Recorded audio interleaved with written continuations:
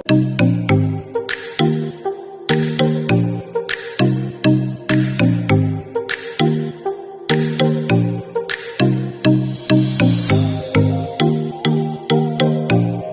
चलिए गाइस, आज हम ओम्स लॉ पढ़ते हैं। ओम्स लॉ क्या होता है?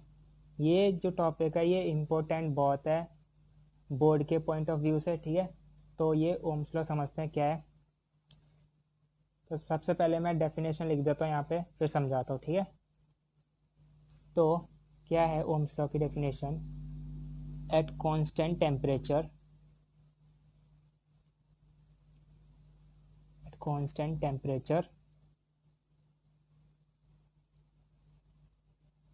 the current flowing through a conductor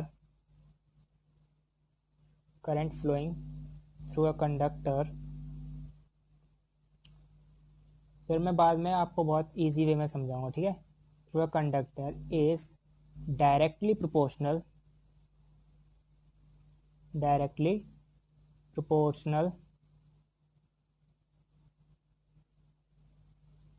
किसके होता है? Directly proportional to the potential difference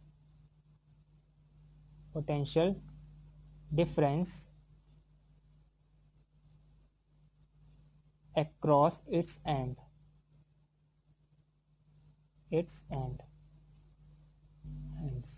अब देखो क्या है ये।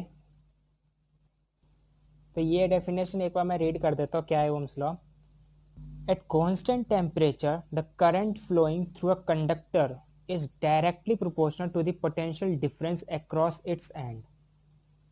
ठीक है, यानी कि अगर मैं शॉर्ट में लिखूँ तो क्या है, देखो जो करंट है यानी कि आई, वो डायरेक्टली प्रोपोर्शनल मेरे पोटेंशियल डिफरेंस के यानी कि वी के डायरेक्टली प्रोपोर्शनल है। कब है ये? एट कांस्टेंट टेम्परेचर, जब मेरा कांस्टेंट टेम्परेचर होना चाहिए और प्रेशर भी कांस्टेंट होना चाहिए, ठीक है ना, प्रेशर भी। तो at constant temperature and pressure, I जो है, जो करंट को जो हम डिनोट करते हैं वो आई से डिनोट करते हैं, ये डायरेक्टली प्रोपोर्शनल होने चाहिए किसके? वोल्ट के, मींस पोटेंशियल डिफरेंस के डायरेक्टली प्रोपोर्शनल होना चाहिए, ठीक है।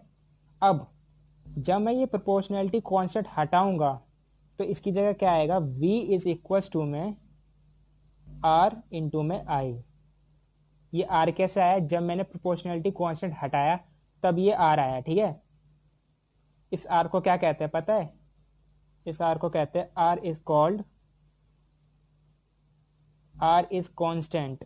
R यहाँ पे क्या है? कांस्टेंट है, जिसे हम कहते हैं रेजिस्टेंस। क्या कहते हैं? रेजिस्टेंस, ठीक है। इस प्रोपोर्शनैलिटी कांस्टेंट को साइन हटा के मैंने R लिखा है यहाँ पे, ठीक है। इस R को, ये R जो है ये कांस्टेंट है, प्रोपोर्शनैलिटी कांस्टेंट है, जिसको हम कहते हैं रेजिस्टेंस। क्या कहते हैं? रेजिस्टेंस। अब ये जो कांस्टेंट है ना, ये डिपेंड करता है किस किस पे डिपेंड करता है? ये रेजिस्टेंस यहाँ पे लिख देता हूँ। रेजिस्टेंस जो है ये R, ये डिपेंड करता है किस पे? Is depends on the nature of the conductor. Nature of the conductor in the sense, जो कंडक्टर है वो किस मटेरियल का बना है तुम्हारा, ठीक है। तो उस नेचर पे डिपेंड करता है, ठीक है। लेंथ पे डिपेंड करता है कि कितनी लेंथ है, उस लेंथ पे डिपेंड करता है। एरिया ऑफ क्रॉस सेक्शन पे डिपेंड करता है, एरिया ऑफ क्रॉस सेक्शन। अब एरिया ऑफ क्रॉस सेक्शन क्या होता है वो बताता हूँ। एंड टेम्परेचर पे, ठीक है, टेम्परेचर ऑफ कंडक्टर। तो देख लो, ये बोर्ड में पूछ लेता है 1 मार्क्स का। जो रेजिस्टेंस आर है वो डिपेंड करता है nature of material of conductor पे, लेंथ पे, area of cross section and temperature. Area of cross section क्या होता है? जैसे कि मैंने ये वायर ले ली, ठीक है, इस तरीके की, उसकी ये जो सर्कल वाला पार्ट होता है ना, ये, इसको हम पूरा, इस एरिया को कहते हैं एरिया ऑफ क्रॉस सेक्शन। ये वाला जो पार्ट होता है ना, इसको एरिया ऑफ क्रॉस सेक्शन कहते हैं, ठीक है। यहां तक समझ में आया? ये वाला फॉर्मूला जो है ये याद कर लेना, इससे बहुत सारे फॉर्मूले बनेंगे, ठीक है। अब आगे बढ़ते हैं, क्या है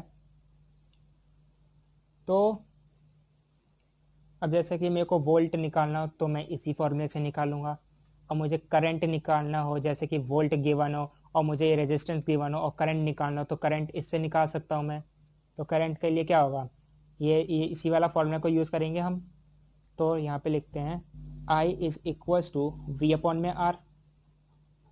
ठीक है, इसको ऐसे फटाफट याद कर लिया अगर V equals to I R. V equals to I R क्या है हमारा, ओम्स लॉ। ठीक है, करंट निकालना हो तो V अपॉन में R।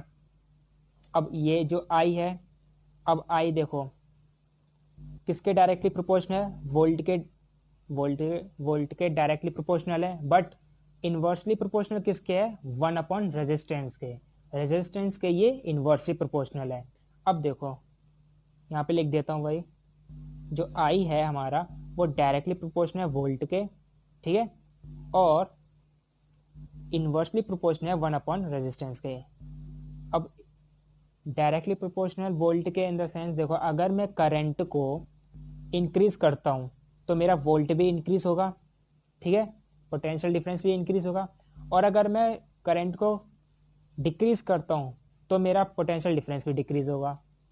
अब यहाँ वैसे ही अब यहाँ पे देखो डायरेक्टली प्रोपोर्शनल में यही साइन होता है कि अगर तुम इंक्रीज करते हो तो वो दूसरा वाला पार्ट भी इंक्रीज करेगा, अगर डिक्रीज करोगे तो वो भी डिक्रीज होगा। इनवर्सली प्रोपोर्शनल क्या है, उसका जस्ट अपोजिट, अगर मैं करंट को इंक्रीज करता हूं तो मेरा जो रेजिस्टेंस होगा वो डिक्रीज होगा, और अगर मैं करंट को डिक्रीज करता हूं तो मेरा रेजिस्टेंस क्या होगा, इंक्रीज होगा। अब इसमें से बोर्ड में कैसे क्वेश्चन पूछता है, इस तरीके से पूछता है कि अगर मैं पोटेंशियल डिफरेंस को डबल कर दूं तो करंट कितना होगा। अब देखो क्या बोला मैंने, पोटेंशियल डिफरेंस को अगर मैंने 2 टाइम्स इंक्रीज कर दिया तो करंट भी 2 टाइम्स इंक्रीज होगा ना, क्योंकि वो डायरेक्टली प्रोपोर्शनल है, ठीक है ना। और मैं 2 टाइम्स अगर डिक्रीज कर दूंगा तो 2 टाइम्स डिक्रीज भी हो जाएगा। पोटेंशियल डिफरेंस को अगर मैं 2 टाइम्स डिक्रीज करूंगा तो आई भी 2 टाइम्स डिक्रीज होगा। क्यों, क्योंकि ये भाई वो डायरेक्टली प्रोपोर्शनल दे रखा है इसलिए। और अगर ये पूछ लिया कि अगर मैं करंट को 2 टाइम्स इंक्रीज कर दूं तो रेजिस्टेंस कितने टाइम्स इंक्रीज होगा या डिक्रीज होगा। अगर मैंने करंट को 2 टाइम्स इंक्रीज कर लिया तो रेजिस्टेंस मेरा 2 टाइम्स कम होगा ना, रेजिस्टेंस मेरा 2 टाइम्स कम होगा। क्योंकि भाई वो इनवर्सली प्रोपोर्शनल है। आई क्या है मेरा, इनवर्सली प्रोपोर्शनल है आर के। तो अगर मैं 2 टाइम्स इसको इंक्रीज करूंगा तो 2 टाइम्स कम भी होगा, ठीक है। ये चीज यहां तक समझ में आई। तो ये था बेसिकली पूरा तुम्हारा ओम्स लॉ, ठीक है।